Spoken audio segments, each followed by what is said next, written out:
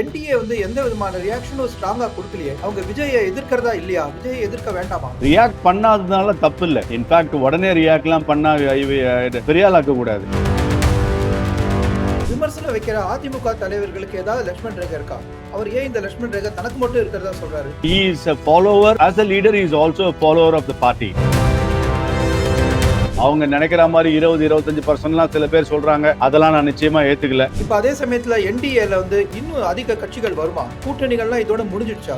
ஏதாவது கட்சி வரா மாதிரி இருக்கா? தேமுதிமுக, பாமக இவர்கள்லாம் இப்ப அலையன்ஸ்ல இல்லன்னு சொல்லிக்கிறாங்களே தவிர அவங்களுக்கு வேற ஆப்ஷன் பெருசா இல்ல. இந்த இந்துத்துவ அரசியல வந்து இப்ப பாஜக இந்த எலெக்ஷன்ல முன்னெடுக்குமா? இந்து மதத்தில் பெரும்பாலான ஒரு 85% மக்கள் ஒரு மதத்தை சார்ந்தவர்கள். அந்த மக்களுக்கான ஒரு நாடாக இருக்க வேண்டும் என்பதை எதிர்பார்ப்பதில் என்ன சார் தப்பு இருக்கு? திமுக இல்லை என்றால் மத்திய அரசாங்கம் இல்லை என்ற நிலைமை இருந்த போது தமிழகத்திற்கு அவர் செய்தது ஒண்ணுமே இல்லை. கட்சியை தவிர, அவர்களை தவிர தமிழ்நாட்டு மக்களுக்கு செய்தது ஒன்றுமே இல்லை. இஸ்லாமிய நாடுகள் இஸ்லாமிய நாடுகளாக இருக்கலாம், கிறிஸ்துவ நாடுகள் கிறிஸ்துவ நாடுகளாக இருக்கலாம், இந்துக்கள் மட்டும் ஏன் மதச்சார்பின்மையாக இருக்கலாம். அதிமுகவை எந்த விதத்திலும் பாஜக இன்னைக்கு வந்து அப்செட் பண்ண மாட்டாங்க. So AIADMK BJP combined has a better chance than Vijay as an alliance option.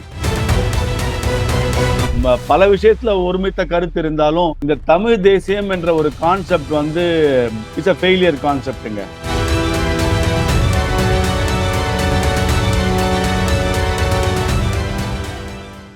வணக்கம் சிவா 1440 நேயர்களே. இன்று நாம் எட் அனதர் அரசியல் உரையாடல்கள்ல ஈடுபட போறோம். இவர் வந்து எஸ் ஸ்ரீராம் அப்படின்னு அரசியல் விமர்சகர். அவர் வந்து நம்மளுடைய சேனலுக்கு வந்து வருகை தந்து நம்மளுடைய உரையாட இணைந்ததற்கு மிக்க நன்றி. வணக்கம் சார். வணக்கம் சிவகுமார். வணக்கம் ஜி. வணக்கம் உங்களுக்கும் நேயர்களுக்கும் அன்பார்ந்த வணக்கம். Thank you very much sir. இப்போ வந்து நேத்தி நடந்த தவேகா தீர்மான கூட்டத்துல அவங்க வந்து ஒரு முக்கியமா வந்து ஒரு பாயிண்ட சொல்றாங்க. அதாவது இப்ப இருக்கிற அந்த அரசியல் போர், அதாவது 2026க்கான தேர்தல் வாருங்கிறது திமுகவுக்கும் தங்களுக்கும் மட்டும்தான். அத அவங்க திருப்பி திருப்பி சொல்றாங்க. அழுத்தம் திருத்தமா சொல்றாங்க. மேடையில அவங்க சொல்லி அவங்க கூட்டத்த திருப்பி சொல்றாங்க. ஆனா இதுக்கு என்டிஏ வந்து எந்த விதமான ரியாக்ஷனும் ஸ்ட்ராங்கா குடுக்கலையே. அவங்க விஜய எதிர்க்கிறதா இல்லையா? விஜயை எதிர்க்க வேண்டாமா? இல்ல, விஜய் அவர்கள் சொல்லலாம். அவங்களுக்கும் திமுகன்றது அது அவருடைய மிகப்பெரிய ட்ரீம்னு தான் சொல்லிக்கலாம். அவர் ஓவர் கான்பிடன்ஸ் சொல்லலாம். ரியாக்ட் பண்ணாததுனால தப்பு இல்லை. இன்ஃபேக்ட் உடனே ரியாக்ட்லாம் பண்ணா பெரியாளாக்க கூடாது.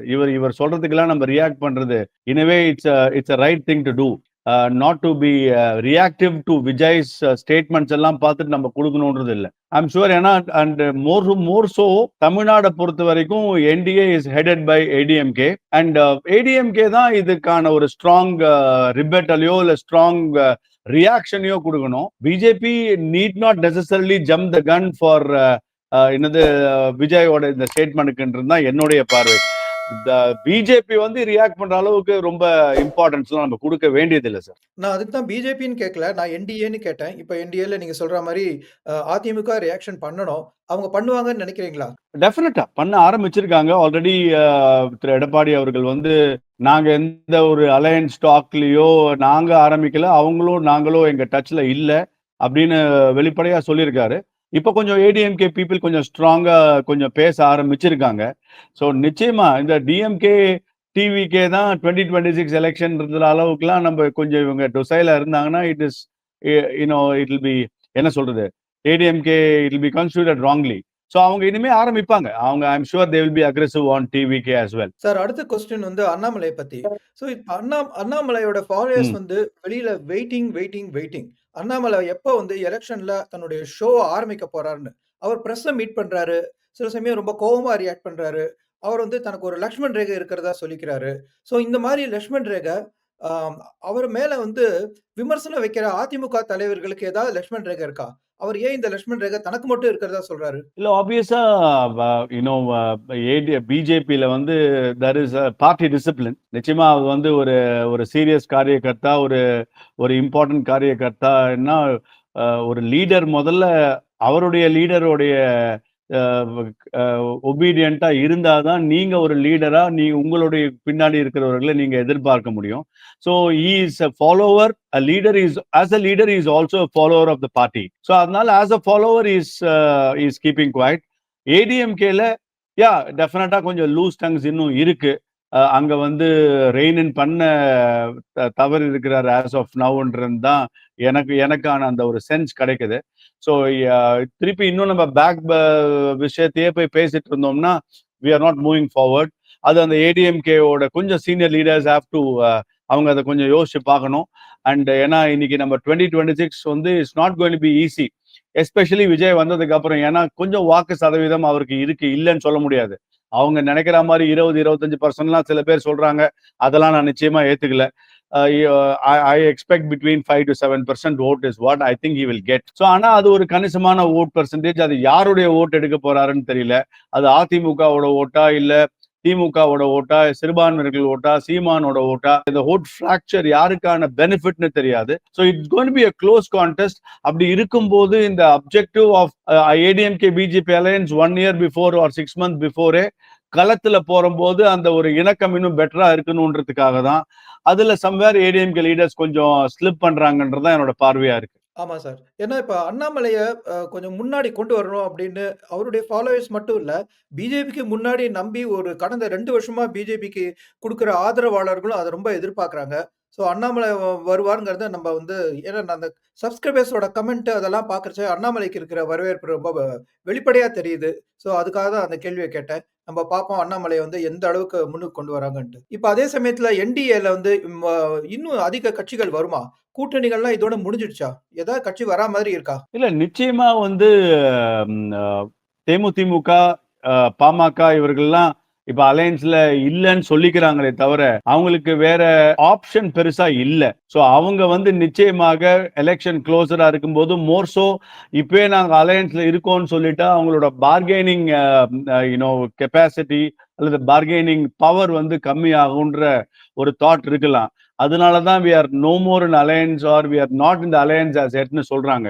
க்ளோசர் டு த எலெக்ஷன் நிச்சயமாக இவர்கள் எல்லாம் என்டிஏ ஓட சேருவதற்கான வாய்ப்புகள் பிரகாசமா தான் இருக்கு. ஆனா டிடிவி தினகரன் அதிமுகவை எந்த விதத்திலும் பாஜக இன்னைக்கு வந்து அப்செட் பண்ண மாட்டாங்க. சோ அது வந்து முழுக்க முழுக்க அந்த ஃப்ரீடம் ஃபார் அலையன்ஸ் வந்து அதிமுகவோட அப்ரூவல் இல்லாம பாஜகவும் ஏற்றுக்கொள்ளாது. So 2026 elections I think the freedom is completely with Edappadi.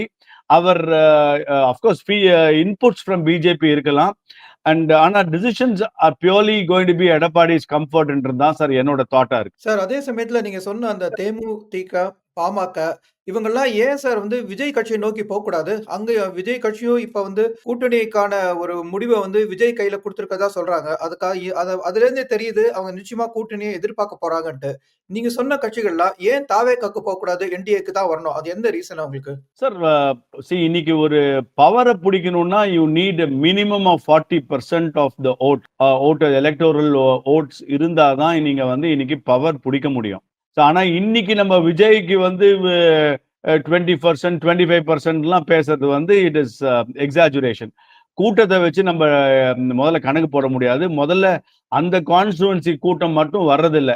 சுத்தி வட்டாரத்துல இருக்கிற ஒரு 5-6 கான்ஸ்டுவன்சி ஆட்களை சேர்த்து தான் வராங்க. ஸோ அதனால அவருடைய ஓட் பர்சன்டேஜ் வந்து ஃப்ராக்சர்ட் ஓட் பர்சன்டேஜ். அந்த 5-7% ஓட்டு கூட அக்ராஸ் தமிழ்நாடுவா இருந்தா அவருடைய சீட் கன்வர்ஷன் வந்து ரொம்ப கம்மியா தான் இருக்கும். Unlike PMK which has a region specific vote share.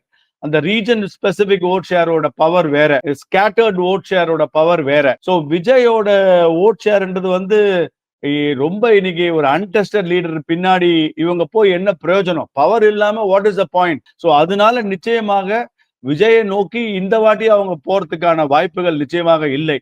So AIADMK BJP combined has a better chance than Vijay as an alliance option. So அதனால நிச்சயமாக அவர்கள் பிஜேபி என்டிஏவோட தான் இருப்பார்கள் என்பது என்னுடைய பார்வை சார். சார் இப்ப நாம் தமிழர் வந்து தனித்து விடப்பட்டாங்களா? அவங்களோட பேச்சுவார்த்தை ஏதாவது நடக்குதா என்டிஏ சைடுல இருந்து? சார் அந்த பேச்சுவார்த்தை நடக்காமல் இருந்திருக்காது. வெளியில வந்து அபிஷியலா சொல்லாம இருக்காங்களே தவிர பேச்சுவார்த்தை நடக்காமல் இருந்திருக்காது. நாம் தமிழர் அவருடைய பிலாசபி என்பது தனித்து போட்டிங்கிறாரு. அவர் இந்த முறையும் அவருடைய டிமாண்ட்ஸ் ஆப்வியஸா அவரோட பல விஷயத்துல ஒருமித்த கருத்து இருந்தாலும், இந்த தமிழ் தேசியம் என்ற ஒரு கான்செப்ட் வந்து இட்ஸ் அ ஃபெயிலியர் கான்செப்ட்ங்க. ஸோ அதனால அதை வைத்துக்கொண்டு அவர் வந்து அரசியல் ஆட்சியை பிடிப்பது என்பது அந்த மாதிரி சாத்தியக்கூறுகள் இல்ல. ஆனா ஒரு ஒரு ஆனா ஒரு விஷயம் நம்ம அக்செப்ட் பண்ணணும். அவர் வாங்கக்கூடிய 7%, 8%, 9%, இல்ல 6%, ஒரு பைசா கூட அவர்கள் ஓட்டுக்கு பணம் கொடுக்காமல் வாங்குவது என்பதை நம்ம பாராட்டுவதற்குரியது விஷயம். ஆமா. அவருக்கான என்ன சொல்லுது, இப்போ டிஸ்கஷன் அன்அஃபிஷியலா நடந்திருக்கலாம். அவருடைய டிமாண்ட்ஸ் ஜாஸ்தியாக இருந்திருக்கலாம். இருப்பினும் அவர் தனியாக இருப்பது வந்து ஒரு விதத்துல இந்த வாட்டி அது ஒரு ஸ்ட்ராட்டஜி ஆயிப்போச்சு. தனித்து நிக்க வைப்பது என்பது அதுவும் ஒரு விதமான ஸ்ட்ராட்டஜியாக தான் பார்க்கணும். ஏனென்றால், இப்ப வந்து நம்ம திமுகவ வந்து ரொம்ப பலமா எதிர்க்கணும்னு நம்ம பிளான் பண்றோங்க. என்டிஏ சைட்ல. தாவேகா கூட்டணியில வரதுக்கான வாய்ப்புகள் இனிமே இல்ல. சோ நாம் தமிழர் 7% ஓட்டா இருந்தாலோ, இல்லாட்டி அது 5க்கு இறங்கினாலோ, அந்த ஓட்டையும் கொண்டு வரணும் அப்படின்னு எடப்பாடி முயற்சிப்பாரா? இல்லையா? அப்படிங்கிறது குறித்து தான் அந்த கேள்வி. நம்ம பார்க்கலாம் அவங்க என்ன செய்றாங்கன்ட்டு. சார் இப்ப கொஞ்சம் வந்து நான் அ தேசிய அரசியல் போறேன். அது சம்பந்தமா கேட்கிறேன். இப்ப வந்து நம்ம மோடிய பிரதம மந்திரிய திடமான தலைவர் அப்படின்னு நம்ம பெருமையா சொல்லிக்கிறோம்.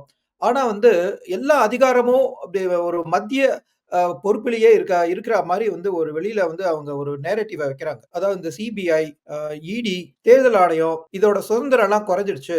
மத்திய அரசு வந்து அவங்க கையில எடுத்துக்கிட்டு அவங்க வந்து நம்மள வந்து ஒரு ஒரு அதிகாரத்துக்கு கீழ கொண்டு வர முயற்சி பண்றாங்க.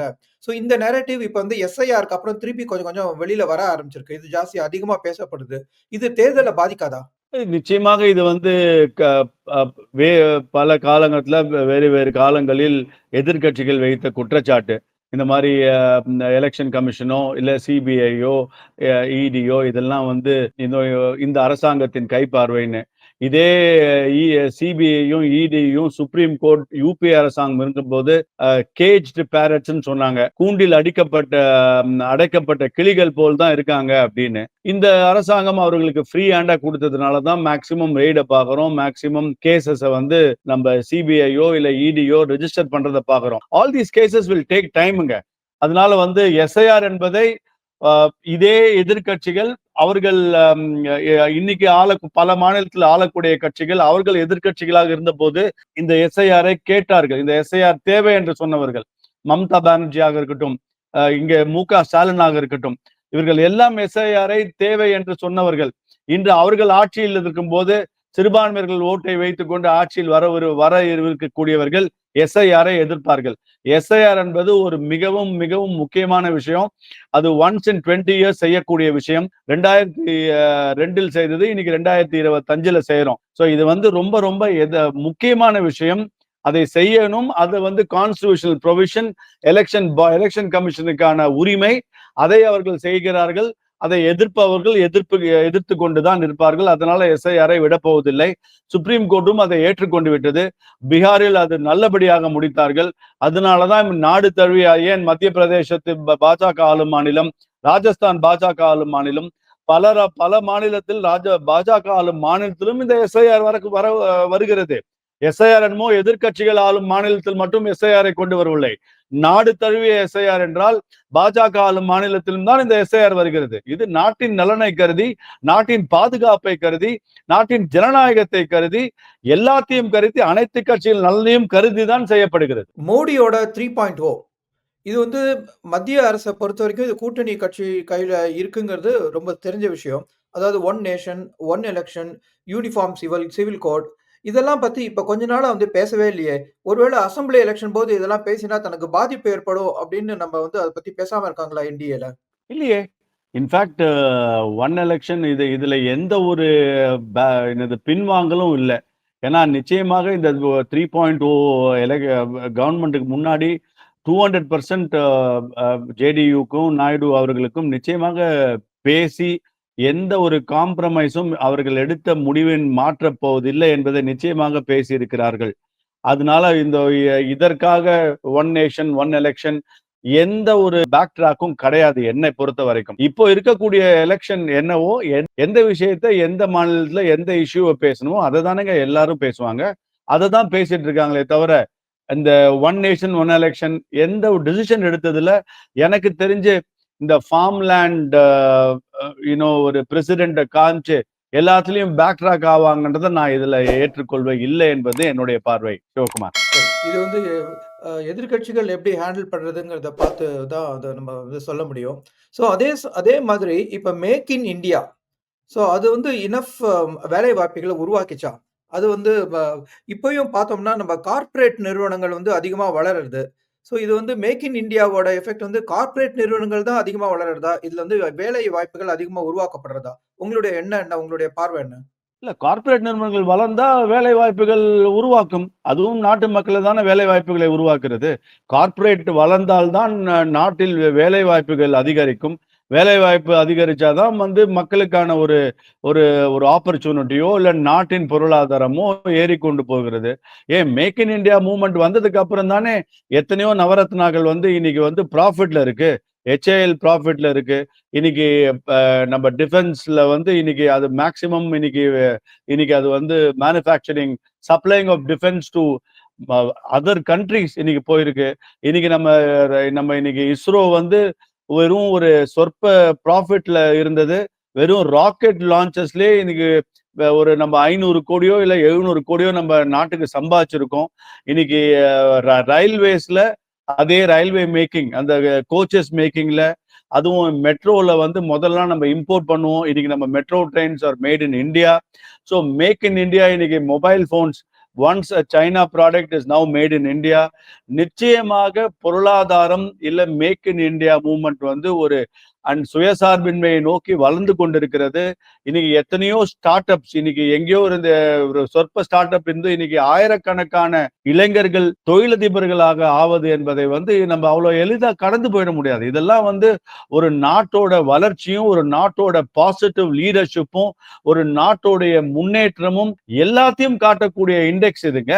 அதனால வந்து மேக் இன் இந்தியான்ற ஒரு தாட் எடுத்துட்டு வந்ததே மிகப்பெரிய ஒரு ஒரு வரவேற்பை தரணும். அது செழிப்பாகவும் சிறப்பாகவும் நடந்து கொண்டிருப்பது தான் என்னுடைய பார்வை. சிவகுமார் அவர்களே, இது வேலை வாய்ப்பின்மைய வந்து குறைச்சிருக்கா? அதுக்கு நம்ம தரவுகள் இருக்கா? இந்த நீங்க இந்த இந்த ரீசன்ட் அதாவது முதல்ல வந்து இது ரெண்டு விஷயமா பார்க்கணும். ஆப்வியஸா வந்து இந்த இபிஎஃப்பும் பிஎஃப் ரெஜிஸ்ட்ரேஷனும் எவ்வளவு இன்க்ரீஸ் ஆயிருக்குன்றது வந்து ஒரு டேட்டா நமக்கு என் கையில இப்போ இல்ல. நிச்சயமாக அந்த டேட்டா மேக்சிமம் இன்க்ரீஸ் ஆயிருக்கு என்பதுதான் ஒரு பாயிண்ட். ரெண்டாவது பாயிண்ட், எவ்வளோ இன்னைக்கு இன்கம் டாக்ஸ் அசசிஸ் எவ்வளோ பர்சன்ட் இருந்தாங்க, இன்னைக்கு எவ்வளோ எவ்வளோ percentage of of increased IT return is again an indicator of people doing business.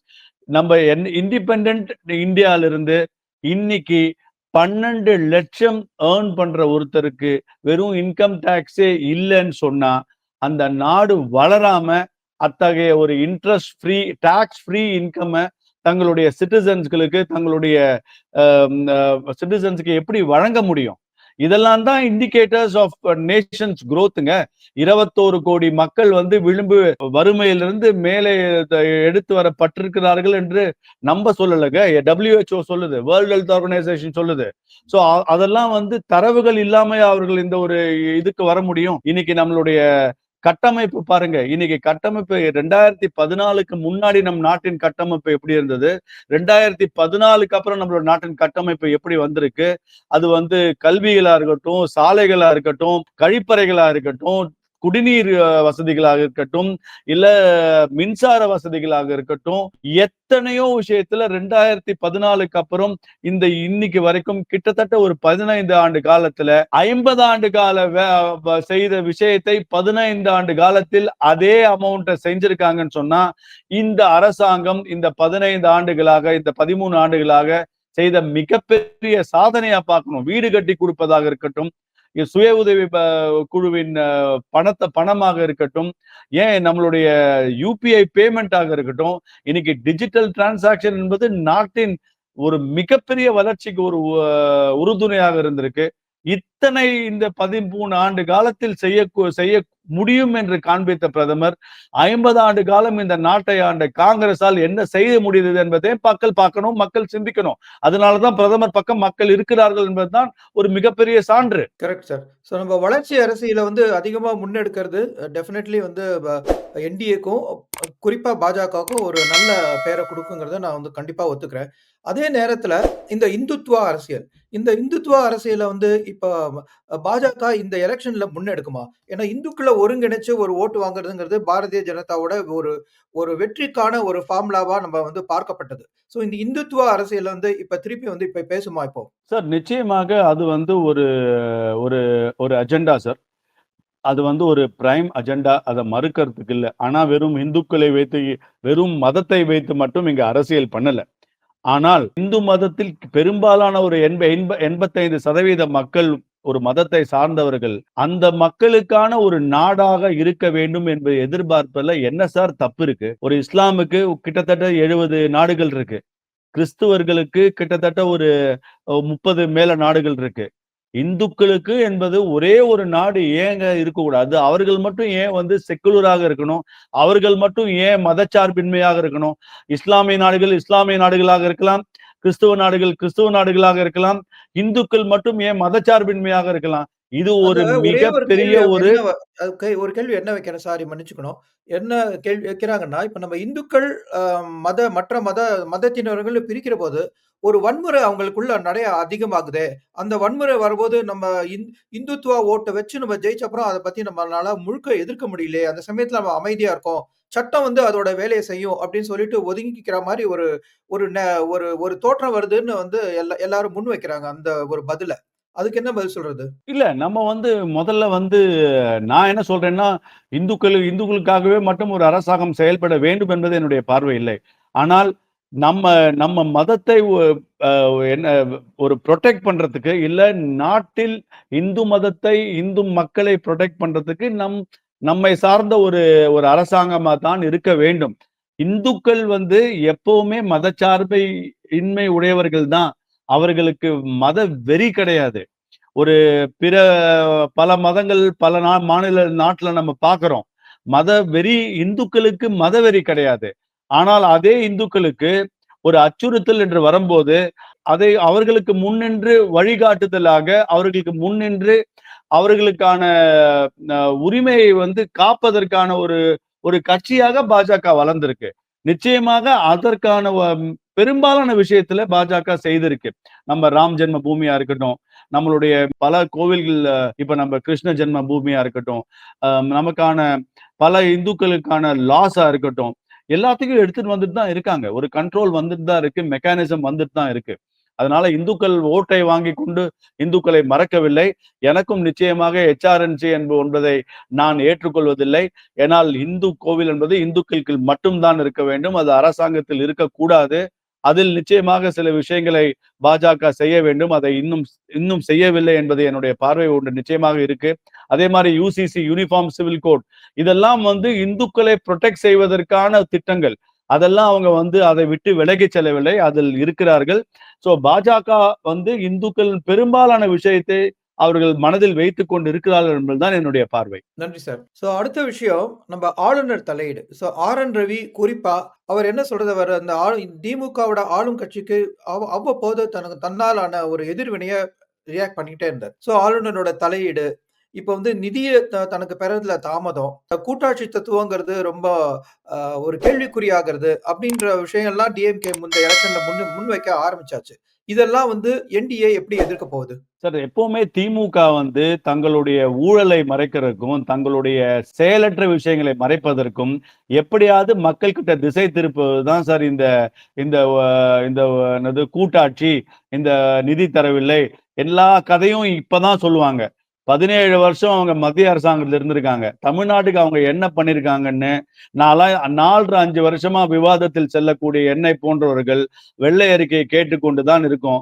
அவங்க 17 வருஷம் மத்திய அரசாங்கத்தில் 15, 17 அமைச்சர்களை வைத்துக் கொண்டு திமுக இல்லை என்றால் மத்திய அரசாங்கம் இல்லை என்ற நிலைமை இருந்தபோது தமிழகத்திற்கு அவர் செய்தது ஒண்ணுமே இல்ல. கட்சியை தவிர, அவர்களை தவிர தமிழ்நாட்டு மக்களுக்கு செய்தது ஒன்றுமே இல்ல. அது காவிரி மேலாண்மை திட்டமாக இருக்கட்டும், முல்லை பெரியாறு திட்டமாக இருக்கட்டும், ஜல்லிக்கட்டு பேனாக இருக்கட்டும், நீட்டாக இருக்கட்டும், மீத்தேன் எரிவாயு மீத்தேன் இந்த தஞ்சாவூர்ல மீத்தேனாக இருக்கட்டும், எல்லா விஷயத்திலும் அவர்கள் நிச்சயமாக தமிழக மக்களின் தமிழக நலனையும் விட்டுக் கொடுத்தவர்கள் தான் இந்த திமுக. இன்னைக்கு அவங்களுடைய பினான்ஸ் செக்ரட்டரி உதயச்சந்திரனே எங்களுக்கு நிதி என்பது கரெக்டாக வருகிறது, நிதி மேலேயே வருகிறது என்று அவங்களுடைய பினான்ஸ் செக்ரட்டரி உதயச்சந்திரன் அவர்களே ஒரு டிவி தொலைக்காட்சிக்கு சொல்றாங்க. ஏன் மத்தியத்துல பார்லிமெண்ட்ல நிர்மலா சீதாராமன் பினான்ஸ் மினிஸ்டர் அவர்கள் தமிழ்நாட்டுக்கு என்னெல்லாம் செய்தோம் என்று பட்டியல் படிக்கும் போதே ஓடியவர்கள் இந்த திமுக எம்பிக்கள். அவர்கள் நியாயமாக நேர்மையாக தமிழக மக்களுக்கு செய்யவில்லை என்று சொல்லியிருந்தால் அங்கே நின்று கேள்வி கேட்டிருக்க வேண்டும். அந்த அவர்கள் கேட்ட ஒரு கேள்விக்கும் பதில் ப்ரூஃபோடு ஆதாரத்துடன் பேசும் மேடம் அவர்களை எதிர்கொள்ள முடியாமல் ஓடியவர்கள் இந்த திமுக எம்பிக்கள். இவர்கள் சொல்லும் கட்டுக்கதையும் இவர்கள் சொல்லும் பொய்யையும் மக்கள் ஏற்க போவது இல்லை என்பதுதான் என்னுடைய நிலைப்பாடு. இப்ப நம்ம அதிமுகல மீண்டும் திருப்பி வந்து ஒரு பெரிய ஸ்பிளிட்ட பார்க்குறோம். ஏற்கனவே ஓபிஎஸ் வந்து வெளில போனது, டிடிவி தினகரன் வெளிய போனதெல்லாம் பார்க்கறதுக்கு அப்புறம் இப்ப வந்து செங்கோட்டையன் அவர் வந்து ஒரு ஒரு விதமான திருப்பி ஒரு பிளவ ஏற்படுத்துறாரு. ஆனா நமக்கு தெரியும் கடந்த தேர்தல்ல உள்துறை அமைச்சர் அமித்ஷா அவர்கள் ஒருங்கிணைந்த அதிமுக இருந்தா தான் நம்மளால வெற்றி பெற முடியும் அப்படின்னு அவர் முயற்சி எடுத்தது வெளிப்படையா தெரிஞ்ச விஷயம். இப்ப மீண்டும் அமித்ஷா வந்து அதிமுகவ ஒருங்கிணைக்க ஏதாவது ஒரு முயற்சி எடுப்பாரா? அவர் அப்படி எனக்கு தெரியலங்க. ஏன்னா அவர் வந்து இனிமே வந்து திரு எடப்பாடி அவர்களுக்கு அவரால் சொன்ன ஃபீட்பேக்கும் சஜஷன்ஸையும் சொல்லதான் முடியும். ஏற்றுக்கொள்வதும் ஏற்றுக்கொள்ளாமல் இருப்பதும் அதிமுகவின் தலைமை. அந்த அவர்களுடைய டெசிஷனை நம்ம இங்க மதிக்கிறோம். அவர்கள் இல்லை, நாங்கள் வலுவாக இருக்கிறோம், நாங்கள் வெற்றி பெற போகிறோம் என்று அவர்கள் சொல்கிறார்கள். நாம் அதை நம்புவோம், ஏற்றுக்கொள்வோம். அதிமுகவின் உட்கட்சியில வந்து எப்பவுமேங்க இன்னைக்கு வெளியில போனவர்கள் எல்லாருமே ஒரு காலத்தில் இதே எடப்பாடி அவர்கள் ஆட்சி அதிகாரத்தில் இருக்கும்போது இவர்கள் வெளியிலே சென்றிருக்க வேண்டும். ஆட்சி அதிகாரம் இருக்கும்போது கூடவே ஒட்டி கொண்டு ஆட்சி அதிகாரம் இல்லாத போது அவர் மேல பல விஷயம் சொல்றதெல்லாம் ஏற்றுக்கொள்ள போவதில்லைங்க. திரு டிடி அவர்களை பத்தி ஓபிஎஸும், ஓபிஎஸ்ஐ பத்தி டிடிவியும், திரு செங்கோட்டையன் அவர்கள் பதவியில் இருக்கும்போது திரு எடப்பாடியை புகழ்ந்ததும், இன்று அவர் வேறு விதமாக பேசுவதும் அரசியல் இதெல்லாம் வந்து சகஜம். அதுவும் முக்காவாசி அதிமுகவில் யாரையுமே அவ்வளவு சீக்கிரமா நம்பிட முடியாது. அது உட்கட்சி விவகாரம். அதிமுகவை மக்கள் ஏற்றுக்கொள்கிறார்களா, இல்லை இவர்களால் ஓபிஎஸ், டிடிவி, செங்கோட்டையனால் அவர்கள் பலவீனம் அடைகிறார்களா என்பதை பொறுத்திருந்துதான் பார்க்க வேண்டும். அது திரு எடப்பாடி அவர்கள் கையில் தான் இருக்கிறதுங்க. எடப்பாடி கையில இருக்குங்கிறது ஏற்றுக்கொள்ள. அதே சமயத்துல வந்து இப்ப நம்ம என்டிஏ கூட்டணி வந்து பலம் பெறதுக்கான முயற்சிகள் வந்து என்னெல்லாம் எடுக்கப்படுது? ஏன்னா புதிய கட்சிகள் வரணும்னாலும் அதுவும் ஏடிஎம்கே கையில இருக்கு. இப்ப ஏடிஎம்கே வந்து ஒருங்கிணைப்பு அப்படின்னு நம்ம வந்து அமித்ஷா வந்து அந்த கையில முன்னெடுக்க கூட மாட்டார்ன்னா, அப்ப கூட்டணி வந்து பலவீனமாகாதா? நம்ம வந்து தேர்தல்ல ஜெயிக்கிறதுக்கான வாய்ப்புகள் கம்மியாகாதா? இல்ல ஒரு ஸ்டேஜ்ல நம்ம என்ன பண்ண ஏன்னா இன்னைக்கு வந்து பிஜேபிக்கு வந்து இது வந்து டூ ஆர் டை பேட்டில் இல்லங்க. சிம்பிளா சொல்லணும்னா. நமக்கு வந்து இலக்கு 2031. நம்ம வந்து நம்ம அப்பதான் நம்ம வந்து அத கொஞ்சம் சீரியஸா எடுக்க போறோம். இன்னைக்கு நமக்கு வந்து தமிழ்நாடு என்பது மிகப்பெரிய முக்கியமான ஒரு ஒரு ஒரு எலெக்ஷனாக பிஜேபி கருதவில்லை. அதனால ஃபுல் ஃப்ரீடம் வந்து அதிமுகவிடம் இருக்கிறது. அவர்களுக்கு இது வாழ்வா சாவா என்றால் அது அதிமுகவுக்கு தான். இந்த வாட்டி அவர்களால் ஆட்சிக்கு வர முடியவில்லை என்றால் அவர்கள் மீண்டும் ஆட்சிக்கு வரப்போவது என்பது மிக மிக கடுமையான விஷயம். அதை திரு எடப்பாடி அவர்கள் வந்து அந்த அதிமுக அது உணர்ந்து அது அவர்கள் செயல்பட வேண்டும். பாஜக தங்களால் முடிந்த ஒரு உதவிகளையும் தங்களால் முடிந்த ஒரு ஃபீட்பேக்கையோ இல்ல ஒரு இன்புட்ஸையோ கொடுக்கத்தான் முடியும். அது அதிமுகவிடம் திரு எடப்பாடி அவர்களிடம் தான் இப்போதைக்கு இருக்கு. இந்த எலெக்ஷன் பாஜகவோட என்டிஏ ஆப்வியஸா இம்பார்ட்டன்ட். அதுல மிகவும் இம்பார்ட்டன்ட் என்பது அதிமுகவுக்கு தான் இது மிக மிக ஒரு முக்கியமான தேர்தல். அவர்கள் இந்த வாட்டி இதை ஜெயிக்கவில்லை என்றால் அவருக்கு ஒரு ஒரு நெருக்கடி வர்றதுக்கான வாய்ப்புகள் இருக்குன்னு தான் நான் பாக்குறேங்க. ஏன்னா போன எலக்ஷன்ல பாராளுமன்ற எலக்ஷனா இருந்தாலும், அதுல பாஜக தன்னுடைய இருப்ப காமிச்சு, ஒரு குட் பெர்சன்டேஜ வந்து அண்ணாமலை தலைமையில காமிச்சுச்சு. இப்ப நீங்க சொல்றத பார்த்தோன்னா, இது எங்களுக்கு இலக்கு இல்லன்னா, அவங்க வந்து அந்த பெர்சன்டேஜ இப்ப எதிர்பார்க்கலையா? நம்பர் ஆஃப் சீட் கூட இந்த குறைஞ்ச எடுத்துட்டு அவங்க தேர்தல்ல நிக்கிறதுக்கு சம்மதிக்கலையா? அனுமதிப்பாங்களா? இல்ல அப்படி நான் வந்து இம்பார்ட்டன்ட் இல்லன்றது மீனிங் இல்ல. இந்த importance for ADMK is more important. அவங்களுக்கு தான் அது ஒரு முக்கியமான ஒரு நம்மளுடைய வாக்கு வங்கி என்பதை நிச்சயமாக தோழமை கட்சியான ஒரு என்டிஏக்காக நம்ம நிச்சயமாக பாடுபட போறோம். ஆனா அது வந்து தென் மாநிலங்கத்துல அதிமுக வந்து அது வந்து வீக்கா இருக்குன்னா அதை ஸ்ட்ரெங்தன் பண்ண வேண்டியது அது அதிமுகவின் பொறுப்பு. அவர்கள் அந்த பொறுப்பை ஏற்றுக்கொள்ள வேண்டும். பாஜக வந்து எங்கெல்லாம் ஸ்ட்ராங்கா இருக்கோ அங்கெல்லாம் நிச்சயமாக இன்னும் வலிமையாக இருக்கிறது. புது இடத்திலும் வலிமை பெற்று வருகிறது. சோ அதிமுக தங்களுடைய ஓட் பர்சன்டேஜ் வாக்கு வங்கியை செதற விடாமல் அதை சேர்த்து அதை எப்படி அவர்கள் கையாள போகிறார்கள் என்பதை அதிமுகவிடம் இருக்கிறது. நான் அந்த அந்த விஷயத்துல சொன்னேன். பாஜகவுக்கு இன்ட்ரெஸ்ட் இல்லாம இல்ல. நிச்சயமாக தமிழகம் ஒரு மிகப்பெரிய ஒரு முக்கியமான மாநிலம். இதை கைப்பற்ற வேண்டும் என்பதுல பாஜகவுக்கு மாற்று கருத்து இல்லை. ஆனா இன்னைக்கு நம்ம ஒரு அலையன்ஸ் கூட்டணி தர்மம் என்று சொன்னா அது ஒத்தருக்கான ஒரு ஃப்ரீடம். எப்பவுமே இந்த இந்த விதத்துல திரு எடப்பாடி அவர்களுக்கு முழு ஃப்ரீடம் கொடுக்கப்பட்டிருக்கிறது. அவர் என்ன செய்கிறார்களோ செய்யட்டும் என்பதுதான் நீங்க பொறுத்திருந்து பார்க்க வேண்டும். 26 எலெக்ஷன்ல அவரால் வெற்றி பெற முடியவில்லை என்றால் அது அவருக்கு ஒரு மிகப்பெரிய ஒரு டைட் கார்னர் ஒரு நெருக்கடியாக முடியும் என்பதுல மாற்று கருத்தே இல்ல. நன்றி சார். இவ்வளவு நேரம் வந்து உங்களுடைய நேரத்த எங்களுக்கு அலோகேட் பண்ணி, உங்க கருத்துக்கள எங்களோட பகிர்ந்ததுக்கு மிக்க நன்றி. மீண்டும் ஒரு முறை நம்ம எதிர்காலத்துல கண்டிப்பா சந்திப்போம். வணக்கம் சார். வணக்கம். உங்களுக்கும் நேயர்களுக்கும் அன்பார்ந்த வணக்கம். நிச்சயமாக மீண்டும் சந்திப்போம். நன்றி.